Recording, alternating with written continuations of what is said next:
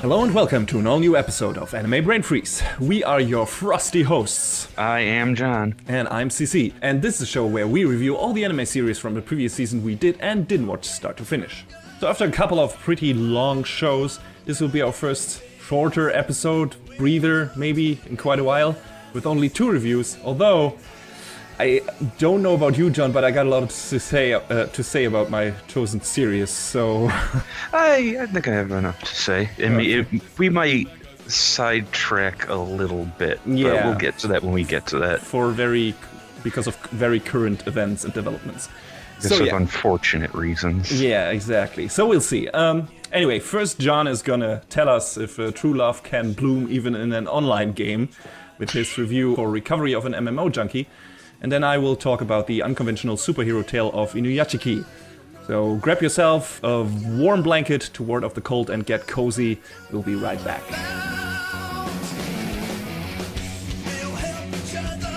Right, so first up we're going to talk about Recovery of an MMO Junkie. So this show is all about this 30-year-old lady, Moriko Morioka. She's unemployed for the first time since graduating high school, and she couldn't be happier about it. She was living the corporate life and just hating it for about 11 years.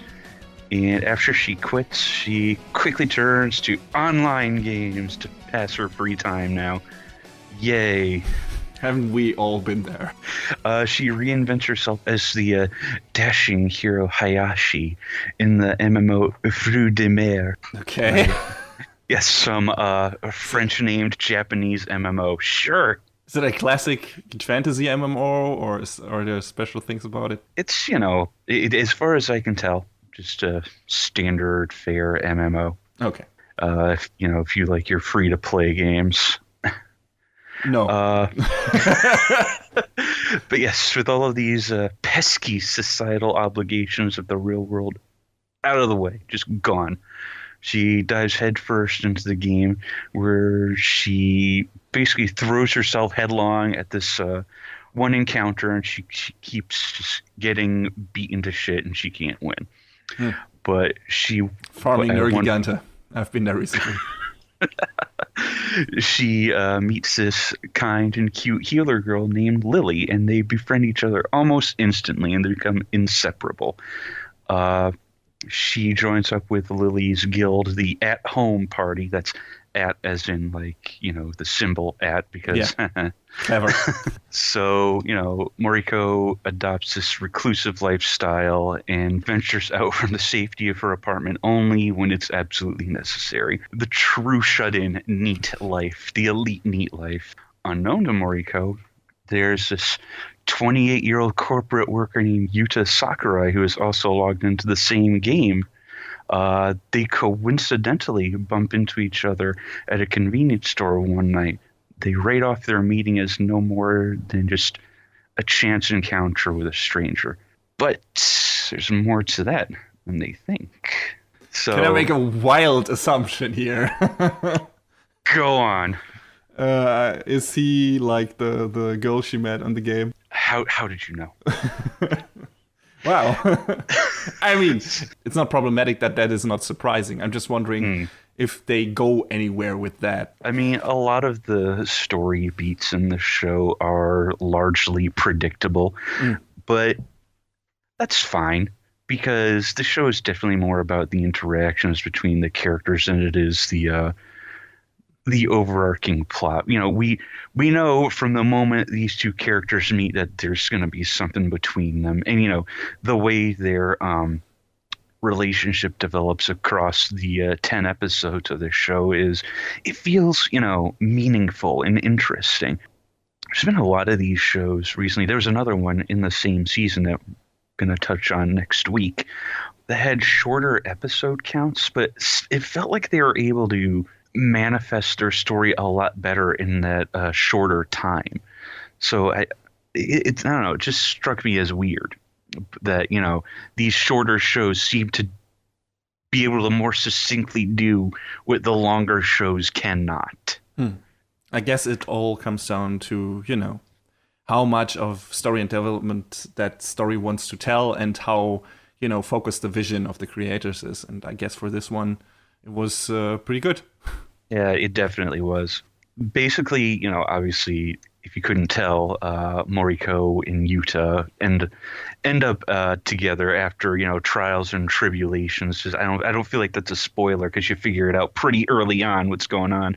There's other intricacies to their relationship that oh hey, they somehow kind of knew each other from playing a previous game, but they didn't know who each other were back then. But through talking and figuring things out, they sort of learned, a whole lot about each other.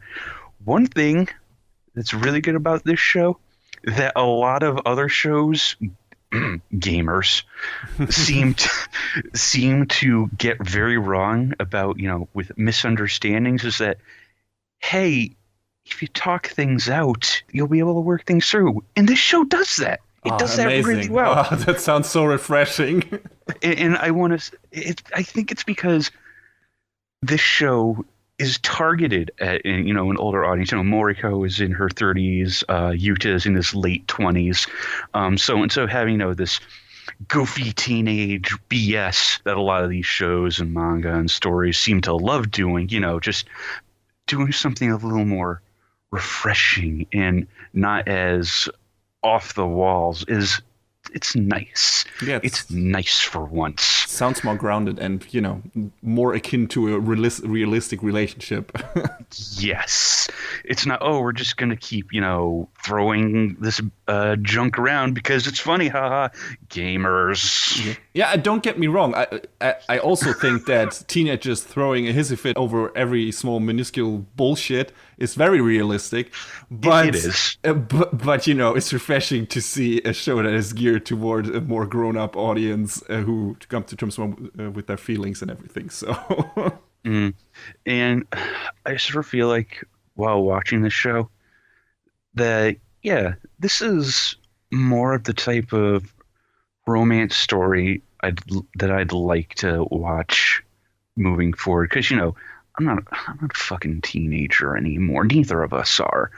So it becomes harder to relate.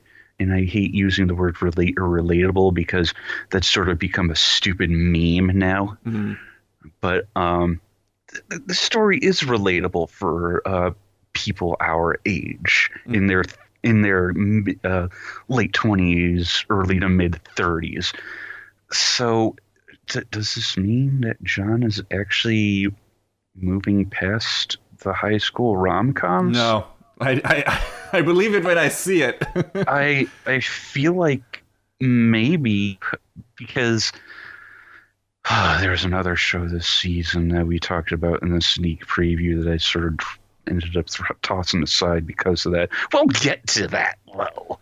I mean, it's there can still be really good romance shows set in high school, I guess, and one of those hits you might be entranced again. And I won't even try to attempt escaping the clutches of teenage shonen hero shows because that's never gonna happen. But action shows are fun because they have that big flash and they're there to catch your attention and drag you in with all of that. Yeah, but if it's all about a relationship that you cannot relate to.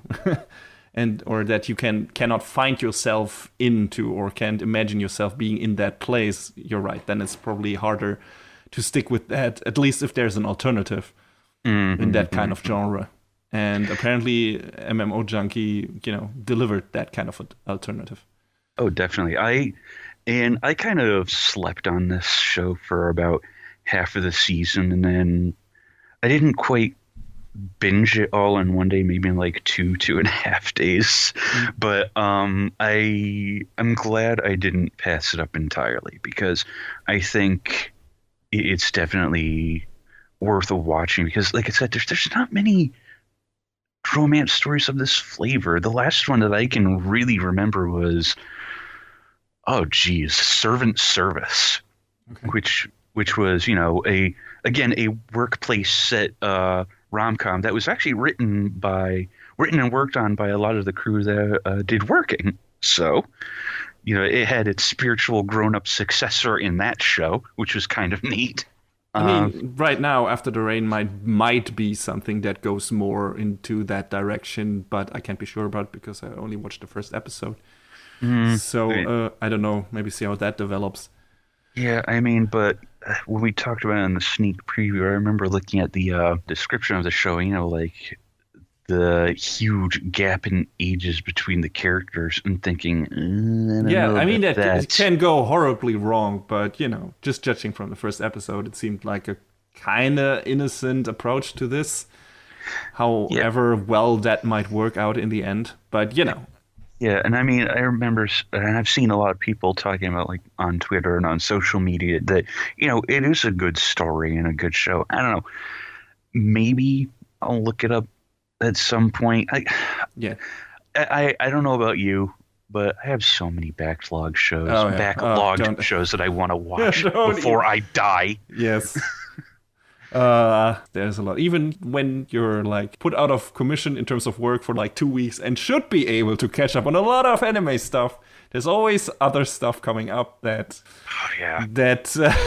that keeps you from catching up on that backlog, at least in a significant way.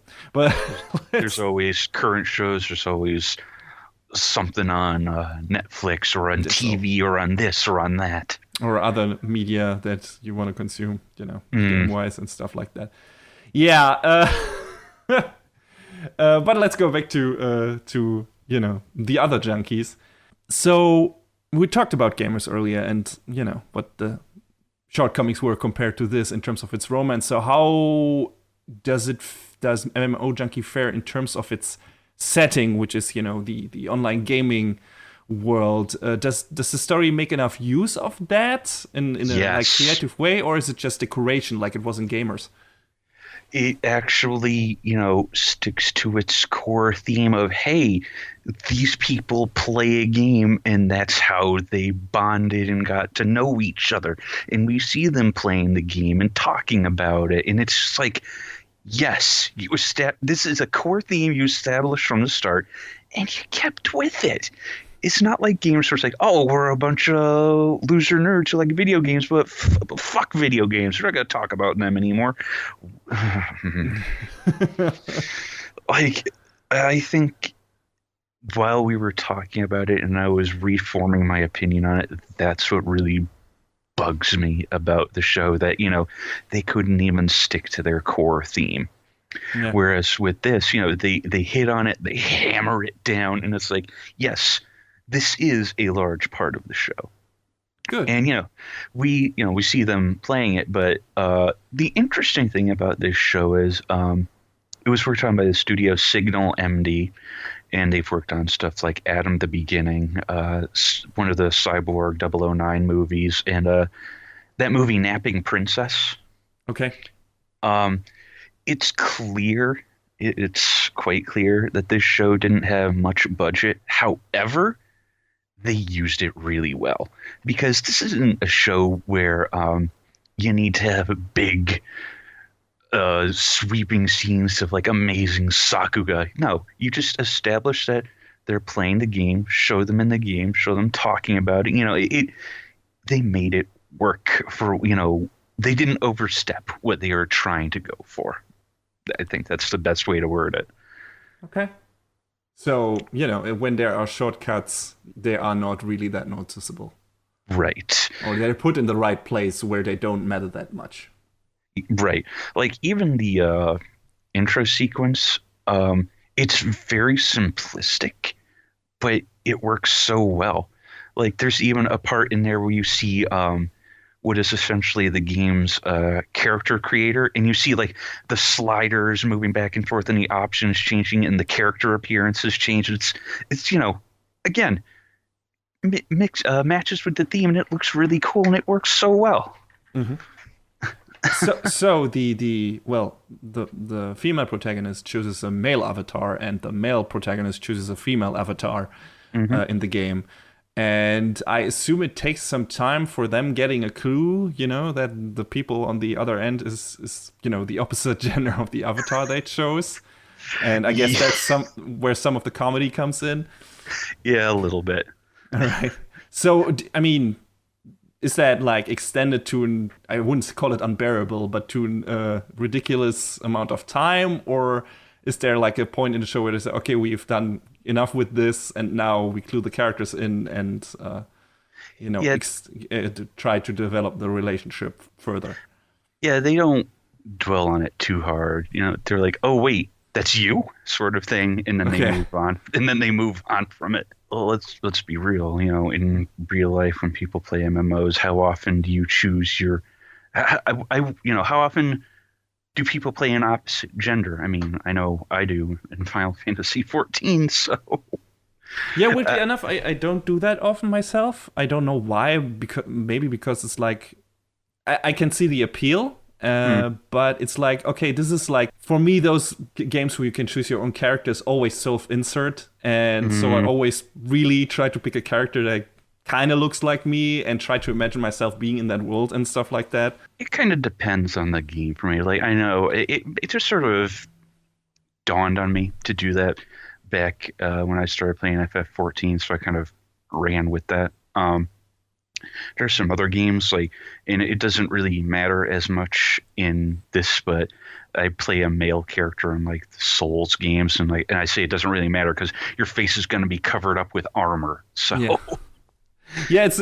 I think I've heard the most most blunt reason that made most sense to me. I heard from a friend who said, "Hey man, if I'm gonna look at the ass of a character in the game, like for the entirety of that game, I might as well make it a hot girl." So I'm like, yeah, okay, I can get that.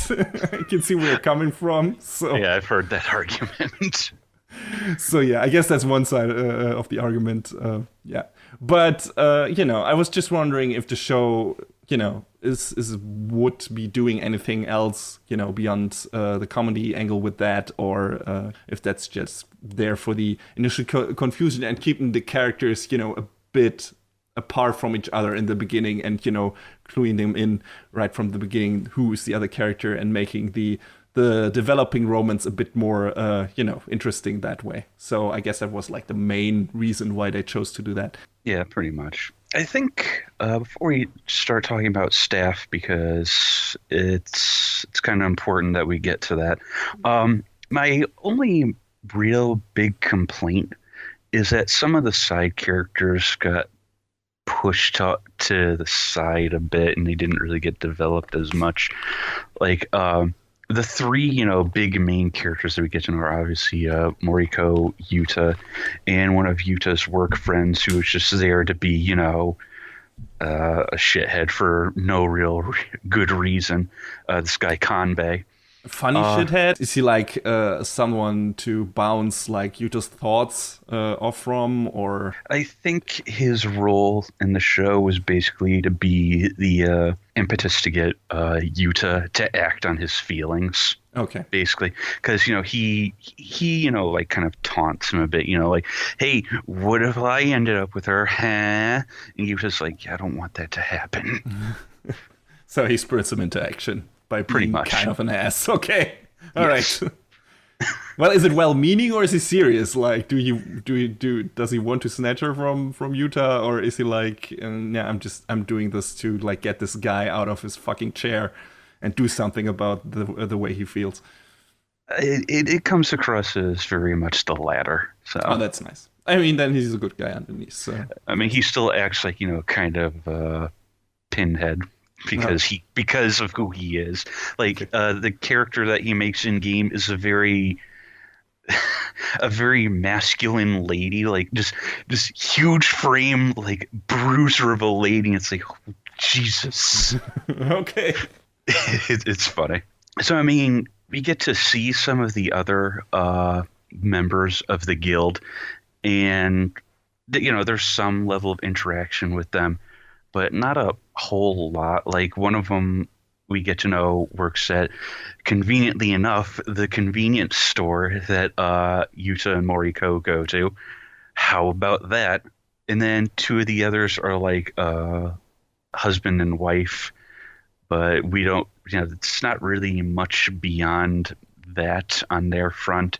I sort of wish that they had done a bit more, but Probably the only thing I was criticizing about Dragon Maid that some of the side characters were like getting the shaft in terms of developing and everything. But hey, at least there's some interaction and not only one episode like with the game club and gamers, right? Anyway, I mean, we're gonna beat that horse until it resurrects as a zombie, but Gamers will be the eternal rom-com whipping boy. So yes, at least for us. I mean, there are enough people who like that show, but still. Anyway, sorry, continue. No problem. Yeah, let's talk a little bit about the staff before we move on. The original creator is Rin Kokuyo, and apparently this is her one big work. So I'm interested to see what she does in the future. So wait, is the manga completely finished, or is it still running, or? Yeah, apparently the manga is still running. So okay, but is the story in the anime like finished in a way, or does it feel like okay, there's more coming? I mean, it feels like they reached a logical end point, but okay, if they wanted to do more with it, I'm sure they could find a way. The composition and script was done by Kazuyuki Fudeyasu, who has quite a bit of work under his belt. Stuff like Bento, Black Clover, Beach, Girls Last Tour, Hajime no Ippo, Hetalia, JoJo, Kaiji, Magical Warfare, a whole bunch of other stuff. Like the body of his work is pretty vast and wide, actually. And given that I've seen at least some of that other stuff. His work is pretty good. So I'm glad to see they did more good work in this show. Yes. One of the real stars of the staff is the musician Hiroaki Konishi. Goes by a performance name of Konish. And I haven't had a chance to talk about him yet. He's done work on stuff like Appleseed 13, Marduk Scramble, and the best part of Yu-Gi-Oh! Zexal is the music. Some people would say it's the only good part. I mean, yeah. But no, his compositions are amazing. I don't know if you've ever heard any of the music from Yu-Gi-Oh! Zexal. No, I don't think so. When we're done recording, I'll have to link you to some. Please do. But yeah, his music is really good, really very orchestral, like sweeping orchestra sort of sound. So, when you start hearing it, he has a very unique sound. As soon as I heard the music, I was like, wait a second. So it's a very recognizable style, pretty much like, I can always pick out Hiroyuki Sawano whenever he is in a fucking show. Yeah, I feel like another composer that I can usually really easily pick out in the same way is Yoko Shimomura, because after you've heard, the soundtrack to Kingdom Hearts, I remember hearing the soundtrack to Radiant Historia when it was coming out, and I was like, yeah, that's Shimomura. She has a similar sound, but it's really good, so go with what you know, right? Yeah, exactly. I mean, it's like, some people always say, oh, one trick pony, blah, blah, blah, and always doing the same kind of soundtrack. People have saying that for Kajiura as well, also a composer that you can immediately pick out. But, like I've said before, with these composers who adhere to a specific style and who are very recognizable, if that is a good style and it's very good and well produced and composed music, then why would I care if it sounds kind of sameish? Because it's just more great music. So why would you complain about that? Exactly. Yeah. Last on our list is the director Kazuyoshi Yaginuma. His one big other directorial credit is some OVA called Digital Juice. And he's done episode direction on other shows. Yeah, hold on to that. Hold on to that. He's done episode direction on other shows like Beck, Bokura no, From the New World, Pokemon Generations, and Yama no Susume. So this is like his second big major directorial credit. But we're not going to talk about that right now. What we're going to talk about is how on Twitter he seems to have openly expressed a lot of anti-Semitic rhetoric, and that's really colored my opinion of him, and not for the good. Yeah, that's really a shame, especially considering that, how much you like the show and, Yeah. how many people like this show. Like I've heard until now, until this came up, until this happened, which was this week, the only positive things came out of this show and sounded really good. And even though I'm not, interested in romance anime, it sounded like, oh, maybe I should go back and watch this show. But, now this came out and some people have, first when those tweets appeared where like really like openly uttered anti-Semitic thoughts, people were, questioning, maybe because he wasn't initially tweeting in English and he's only recently started, conversing in English or with his English followers. And people were questioning like, maybe, because it's not his native language, because he maybe he wasn't really sure what he was saying. But, if you look at his Japanese tweet, which people have been doing since then, if you look at some of his Japanese tweets, he has been saying basically the same things in Japanese, and it's really vile stuff. It's, he's retweeting anti-Semitic statements from other people on Twitter, and, specific, anti-Semitic cartoons. He has been denying the Holocaust and questioning the existence of gas chambers.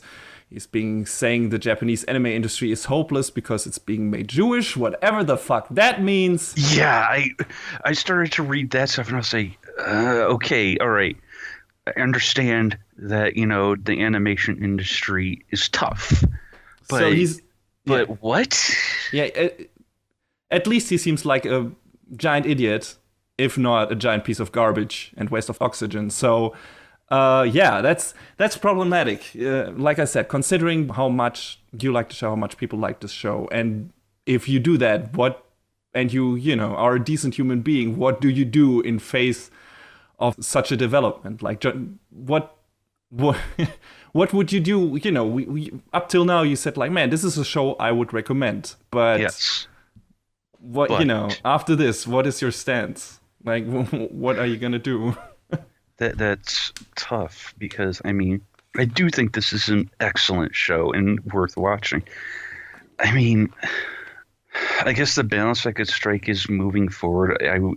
If he somehow still has a job in the industry after all of this, I would not watch anything he has a hand in ever again, just to make that point. And I guess, you can always say like of course, there's not only one person involved in the making of an anime, and it would be unfair to the other people who are involved in the production of the show, like, the composer who is great and,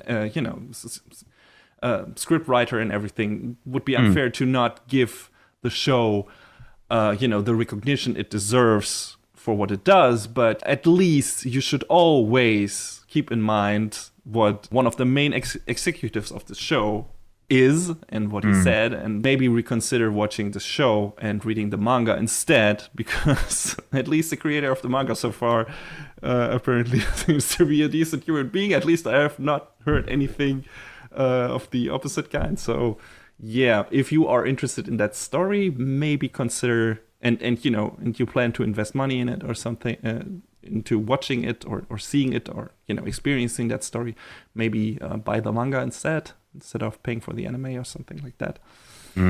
And when you like the show, if you watch the show and want to sing the praises of the show, please also mention or keep in mind that one of the creators of that show doesn't seem to be a good person, because he should not get any recognition for this work. Like, not at all. If there's a chance, if there's a possibility to do that, just completely erase him from the staff and everything, and whatever recognition that show gets in terms of awards or something, he should not be included in that. Yeah, absolutely. So, yeah.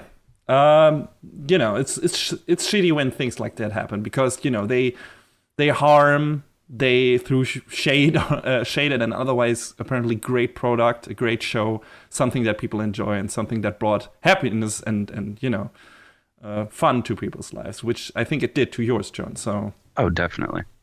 yeah. So it's like, it doesn't feel like it's the kind of sentiment that works with the moral and the message of this story, which seems to be like love finds a way, which is like, yeah, that's not what I'm thinking of when I'm thinking of fucking the Holocaust. And Yeah, no, definitely not. so, and denying such a thing. And, you know, for me, it's like stuff like that always hits really home, not because I'm Jewish, but because my country, because I hail from Germany and my country was responsible for that shit. And I'm really allergic to people like denying that this stuff happened and talking about this stuff like it was like, you know, some harmless occurrence that, you know, should be questioned, that should be questioned in terms of its accuracy or the events that happened and how they were portrayed.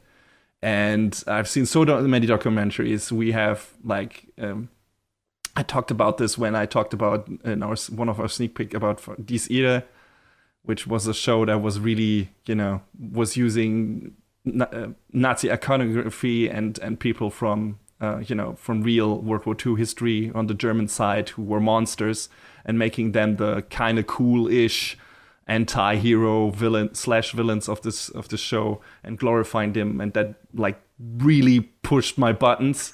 Yeah, you had many things to say. Yeah, so yeah, stuff like that just gets to me. And when people from, you know, don't have to be from Germany, when people from other countries, and he's from Japan, who were obviously part of the, you know, of the war and part of the alliance with Germany. But if, you know, even if people from other countries, doesn't really matter. If someone is like, you know, this, why did Anne Frank really tell the truth? And like, fuck you, man. Get out of here. Like, seriously, just shit like that I can't let stand, because that stuff really happened, and it's like it's a dark part of the history of my country, and I don't want it to be, unlike other people, some people even still in this country, I don't want this story to disappear in the ether of history, because I definitely don't want it to be repeated. Mm-hmm. And anyone who thinks that this that this should be repeated, or that this didn't happen, can go fuck off. So yeah, and that goes to the director of the show. I mean, he seems to have created his own echo chamber where he's like, you know, retweeting everyone who's agreeing with him and saying, you know, he's telling it like it is. And it's like, no, don't. Let me just say this. Next time you're thinking about being a racist douchebag, maybe don't. Yeah, it's as simple as that. Yes, exactly. Especially if you are responsible for a great show, and that show now takes harm from your shitty attitude, even though it shouldn't, because it's a good show and it's worth watching and everything, and a lot of other good people worked on it, and it tales from a good manga apparently. So yeah, I don't know what we should leave the audience with, John. It's like, do you have a final word? I mean, what you mentioned about maybe reading the manga instead is a pretty good idea, but if you do want to watch the show, just keep that in mind in the back of your head.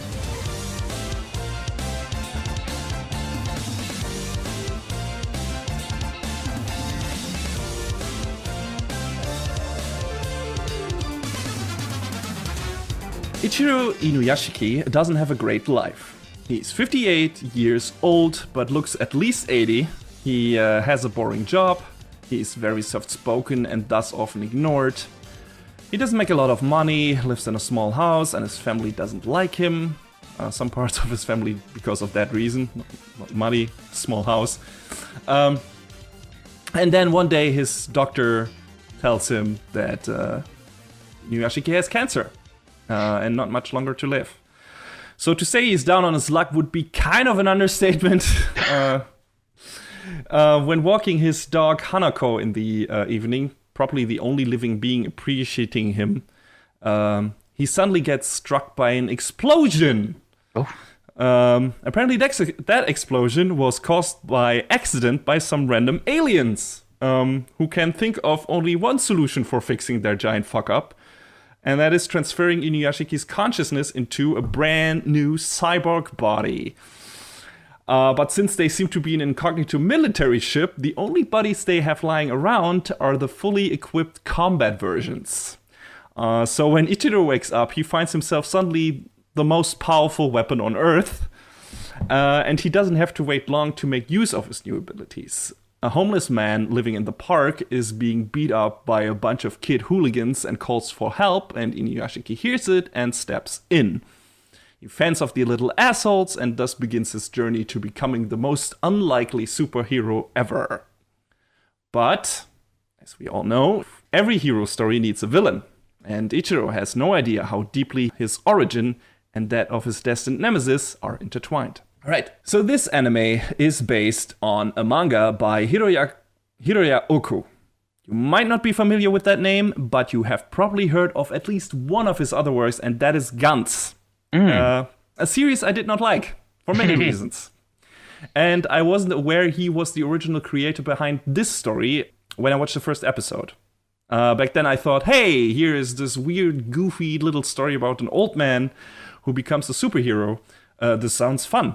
And it looked fun. It was like, okay, this is wacky with the aliens and the shit, and then he, steps in to defend the homeless man and against the ridiculous evil kid hooligans, and they attack him with fireworks, and he's like, ow, ah, and it was super funny. It was wacky. It was goofy. It was fun. So it's sort of like, man, if the rest of the show is like that, I'm gonna have a good time.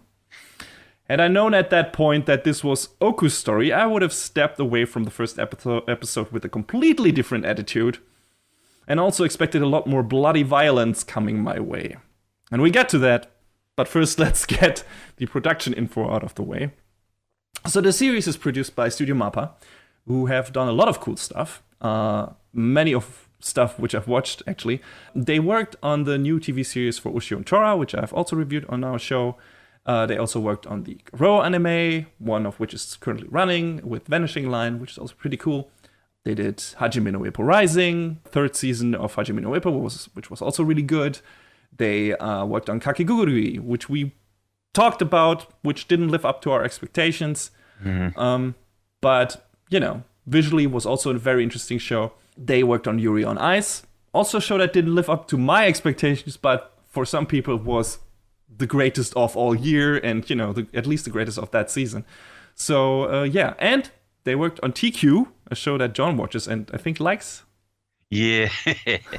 I think they worked on the first season, and then everything after that was a Milpensi. But that was a good season, right? Well, it's one of those shows that's hard to call objectively good because of how absolutely ridiculous it is, but I enjoyed it. Okay. I mean, maybe we'll talk about it more extensive at some point. But yeah, so as you can see, they've done a lot of stuff, a lot of cool stuff. Inuyashiki is, at best, one of their solid offerings. The art is alright. I'm not a fan of Oku's designs, or at least how they are adapted into anime. I didn't like how Guns looked either. So yeah, same goes here. Everything and everyone in that show has an ugliness to it, which, fits with some parts of the story, but doesn't really make it a visually appealing watch or particularly interesting to look at. Of course, it doesn't help at all that my old nemesis also reared its hideous, stiff, low FPS head in this show, and that is shitty anime CG. Yay! I mean, we're back. It's back. Yeah, every time Inuyashiki uses one of his abilities or otherwise transforms parts of his cyborg body, the show switches to his CG model. And boy, does that not look good. Ever. Stilted, stiff, really weird motion. And you could say, yeah, he's a robot. It's supposed to look like that. No, because, he's still supposed to walk like a human because, he usually does. And that's when he is 2D animated. but because maybe it's easier and more interesting to see, to show his transformation, or it's easier to show his transformation when it's CG and everything. They did that, and it doesn't look good at all. They even used CG for the dog at one point for some reason, which makes no sense to me. Unless it would have been too hard to animate the CG Ichiro holding the leash of a 2D dog. Listen, I don't know. All I know is it looks bad. So, yeah. Show is not much of a looker. The backgrounds and interiors are alright. Some are even really good, but that's kinda it. In my opinion, MAPPA has done much better work before. The director, Shuhei Yabuta, is probably also the reason they went with partial CG, or vice versa. I don't know which decision was made first, because he has been mostly responsible for the 3D CG animation and modeling in other shows like Attack on Titan, Cabaneri of the Iron Fortress, Jormungand, the Iron Man and Wolverine anime, Hellsing Ultimate, and Overlord. Not shows that are necessarily famous or infamous for their use of CG. Well, maybe Iron Man. That show also looked really bad. But the CG in Attack on Titan was alright. Yeah. They switched to CG Titans, or at least to one CG Titan in the second season. And it was noticeable. I mean, you noticed it too, right? Yeah, but and I think we agreed when we talked about it. Yeah. That it was one of the few times that CG and TV anime had been done really well. So yeah, because, they really use the advantages of CG, which is, you get a freedom in terms of camera movement. And, they did that really well for those fights in Attack on Titan and those scenes where that was used. So yeah, I thought that was a good job and well directed too. And the direction of Inuyashiki isn't bad. It's easy to follow what's happening, and what little action there is, really bad CG aside, is pretty well staged. But in the end, the show still kind of looks like ass. So your enjoyment with it, at least in that regard, depends on how high your tolerance is for those kind of visual shortcomings. If you are like, okay, I don't care, like this looks good to me, the new Godzilla movie by Polygon Pictures looks good to me, which I think is a travesty, then maybe you like, you like the rest of the visuals of the show. It feels like, the character models are kind of bland, and the CG makes it look worse, and, it's really janky and stiff when it happens, and even considering that he is supposed to be a cyborg in those moments, and maybe should use move a bit differently, it doesn't help. It just doesn't look good. I guess that's the basic point for it. Mm-hmm. So, now, like I said, after watching the first episode, I expected a somewhat weird, fun superhero story that is mainly about Inuyashiki learning to use his powers, becoming a hero, gaining the respect of his family back, and learning to respect himself, and eventually maybe save the city or world or something. And yes, the show is about all of that. So I wasn't technically wrong. However, it's also a Hiroya Oku show. So this was bound to be a hyper-violent, blood-drenched, disturbing and dark series as well. And to be fair, the OP should have clued me in, because for all its glorious weirdness, it hints at enough dark stuff that I should have seen this coming immediately. The OP is great, by the way, and one of my favorite ones from last year. Also a great song by Man with a Mission. Check at least that one out on YouTube or something. It's worth it. It's a good OP. So yeah, like I said, one part of the story is Inuyashiki's hero's journey. He can basically hear everyone who's calling for help. He can, integrate himself with all kinds of technology and look where someone is if he knows their smartphone number. He can find people easily once he does this and can help them. So he starts off saving, people from accidents. He stops crimes, saves, for example, a girl that is drugged and abducted by Yakuza, and kills all of them. Though he does it by accident, because his body goes into full self-defense overkill mode, which he doesn't really have control over at that moment. So, it was their fault for, trying to kill him. Wasn't really his decision. But yeah, He finds out that he can heal people from injuries and pretty much every disease in existence just by placing his hands on their bodies. So he goes around hospitals and cures people of cancer and such. He is being a model hero. And he's probably the thing I liked most about the show. Ichiro is just a really swell dude. Like, he's just nice. He's a very nice person, and he's, what a hero should aspire to be. He has a shitty life, finds out he's about to die, gets into a freak accident by chance, and instead of, just making some money with his new ability to help only himself and his family, his first instinct is to help as many people as possible without asking for any reward or recognition or even a thank you. Every time someone says, "You are a hero, you're my savior," or "You must be a god," he just says, "Nah, I'm just an ordinary guy." He's great. That's cool. Yeah, he's just a super sympathetic main character. It's like, man, I like this guy. I would like this guy to be my grandpa. He is a cool dude. So yeah, and if the show would have been just about him, I would have had a super good time. Problem comes with the other part of the story that is often spent a lot more time on than on, Inuyashiki's story, and that is Hiro Shishigami. Hiro Shishigami is the villain of this tale, and he is pretty much the anti-Inuyashiki. He's a teenager in high school. He was at the park the same night as Ichiro. He got hit by the same explosion, and he got the same deadly cyborg body. However, what he decides to do with this body is completely different from what Ichiro does, because Hiro starts going around killing people at random. Oh. And since he's a walking, talking weapon of mass destruction, he basically just has to point his index finger at people, like a gun, and say bang, and they die, like being shot with a rifle. And he does that a lot. And why does he do that? Well, it's hinted at that Hiro has always had psychopathic or sociopathic tendencies, or was at least severely depressed, and maybe was in the park that night to kill himself. It's not quite clear in that regard, but since his mind was transferred into a robot body, he seems to have lost any grasp on his humanity completely.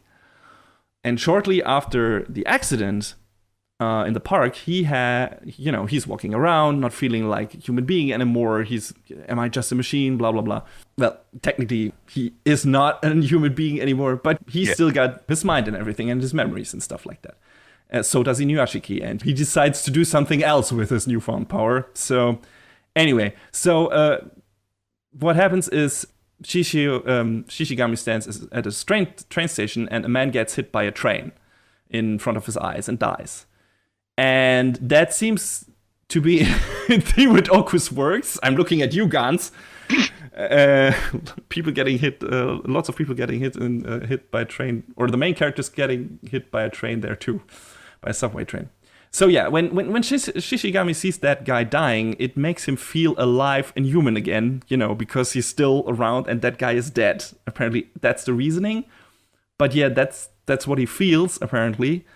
And because he yearns for that feeling, he takes it on himself to bring that feeling back to him as often as he can by killing people himself. So, yeah, which is of course super twisted and super fucked up. And a stark contrast to Inuyashiki, who only felt really human for the first time in his life, or at least a long while, after helping that man in the park, after becoming a machine, because he didn't have any self-respect before. He didn't have any self-recognition. He, wasn't really. He doesn't have any friends. He wasn't really talking to anyone. Like I said, his family didn't like him much. He didn't know what to do with himself. And after getting that body and the power and a new lease on life, and helping that man who thanks him immediately, he feels like, oh, I finally feel human again. He breaks out in tears. Because, this is the first time that he feels alive again in a long while. And there's a super moving scene. It's fantastic. And it's like the complete opposite to what Hiro does to feel kind of human again. So the show does a pretty good job at displaying how this kind of fantastic experience can have completely opposite effects depending on the people it happens to. So that's pretty neat. Like setting up this contrast in the beginning, I thought that was a good, a good thing, was interesting. Now, if they had stuck with giving Hiro being a straightforward, cold-blooded psychopathic killer, and given him 1 or 2 episodes, and then pit him against Ichiro at the end of the show, this would have been fine. The problem is how much time the show spends on Hiro Shishigami. After he committed the first set of murders, something happens that makes like Hiro reconsider for a short while, and he maybe would have stopped killing more people if the police weren't on his trail at this point. And of course, shit escalates, and something happens to an important person, and Hiro completely loses his shit and declares war on the whole city and goes on a rampage of catastrophic proportions. God damn.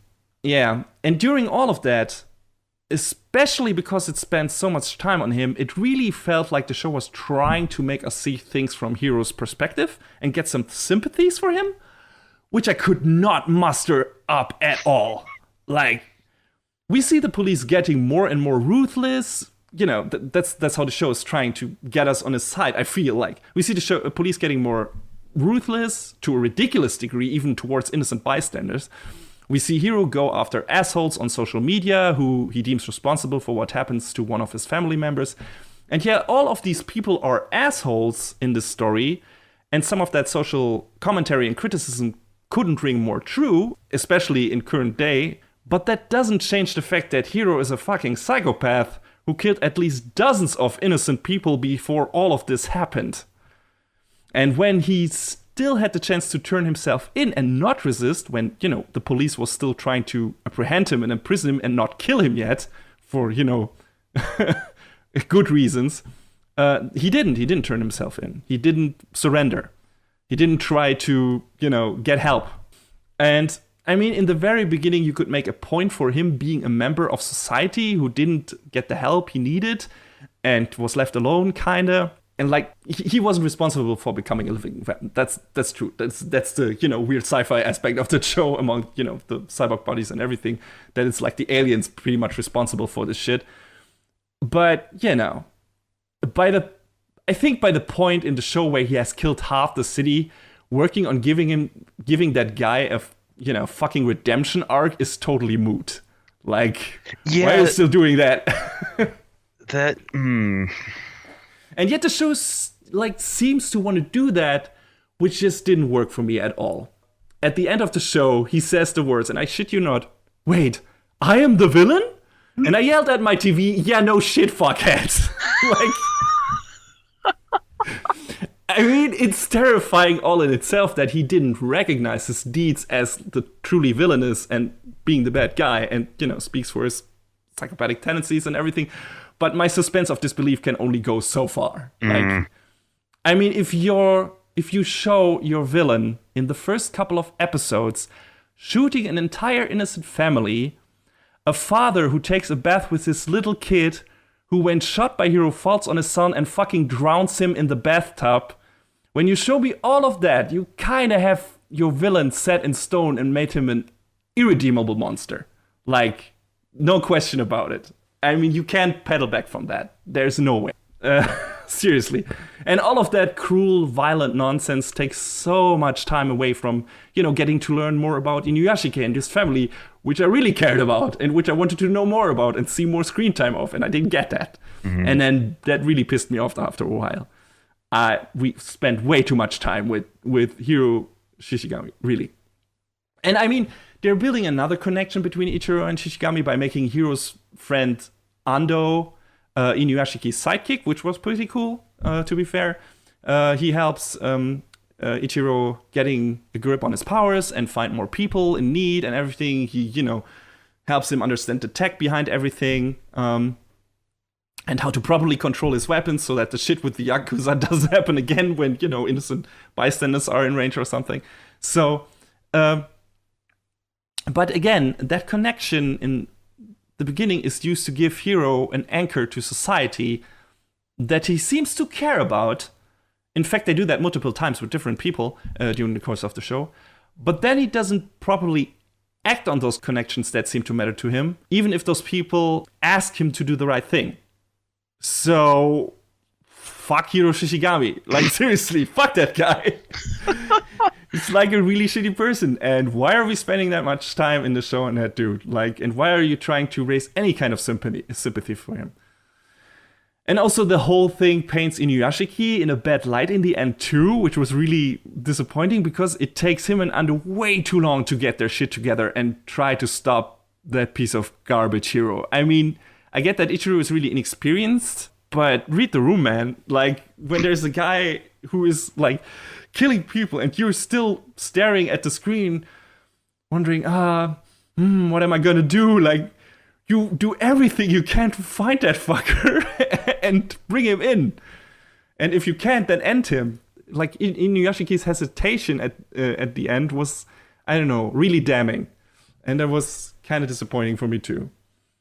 And again, as with many series, the problem of this one, I think, is its lack of focus. Like, it should have been about Inuyashiki because he's the hero and, you know, his is the most important story. I get what they were doing with the contrast and everything. And, you know, pitting, like, these similar, you know, people who go through the similar experience but come from completely different ends of social spectrum and different age and everything and different experiences and their lives up to now, and then showing what that kind of power does to them. I think that's a good starting point. That's interesting. It just feels like they did a way too good job to paint Hiro as a monster. Like, devoid of any emotions in the beginning, and all of its attempts of redemption or redistributing the blame for the situation to other parties fell completely flat for me. They tried to give the villain deaths, failed, and wasted all the time they could have used to make the hero more interesting, who is, like I said, a really cool and nice guy. But, you know, his character growth in, you know, the entirety of the show is pretty straightforward, and I would have liked to see him interact more with the people in his life and what problems his new identity would have caused in that regard and everything, and we don't get that. Most of the time is spent on him learning the powers, helping some people, or showing some people, and all the other stuff we see is fucking hero killing people, then briefly reconsidering, then getting more mad at other people and killing all of them, and then eventually coming, you know, to the to his resolution that everyone and the entirety of the society and the city is to blame, and if the whole world is against him, so he has to kill the whole world. And that's just dumb. Yeah, the extreme ends of the spectrum in this show, it sounds like how can I word this? It sounds like it's a whiplash going back and forth, basically. Yeah, it is. And it just doesn't work. Yeah, the whole I'm the villain thing you point out is like, Yeah. mm-hmm. Yeah. Yeah. That was crazy. I mean, I get that in the heat of the moment, your perspective on your actions might not line up with that of others, but, you know, there's obviously a tipping point where, yes, you should recognize this. Yeah, and it also doesn't fit together because Hiro has a very cold and machine-like demeanor, you know, probably even before, or at least it's hinted at, before he had his machine body. But he seems very cold and collected. For him to then overreact so very much, you can't really attribute that to heat of the moment things because he doesn't really do that stuff. So why would he be overwhelmed by emotion if he doesn't usually do emotions? So it feels like, okay, here's this giant, crazy, psychopathic asshole who just, gets the neck out of killing because it makes him feel like a human being. And then he tries to shift the blame for the shit that happens to him to other people. And if you still try to paint him as a person that is misunderstood at this point, and, after all the shit he pulls, trying to give him kind of a redemption scene, which they do in the very last episode, I felt like all of this was just like completely misplaced and didn't work. I think I get what they were doing with the series. Oku's the whole world sucks and pretty much everyone is an asshole attitude is almost more prevalent in this than in Guns. But, it just felt like they should have either concentrated on the main character, made Shishigami a terrifying one-note powerhouse villain with only 1 or 2 episodes, elaborating on his origin and everything, and what his deal is. Or if they had to go the other way, at least given him some redeeming qualities so that the audience has at least something to sympathize with. But the way the story went, I only felt sorry for the people in his life. never for Hiro himself. Or maybe that was the point after all, I don't know. All I know is ultimately this show was a letdown.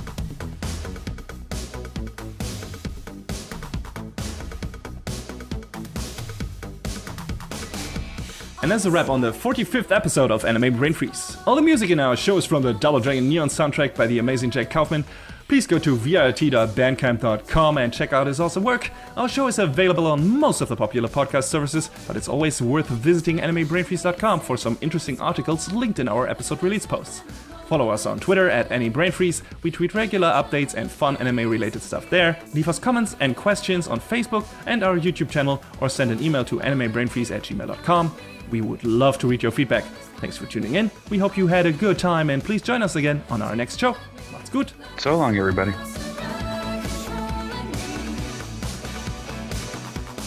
Next time on Anime Brain Freeze. We'll start you off with a 2-for-1 teen romance pack. Also, Steven Universe the anime with CG that doesn't suck? Well, we'll see about that. And then we're gonna take a nice trip to a goofy maid cafe with more romance involved.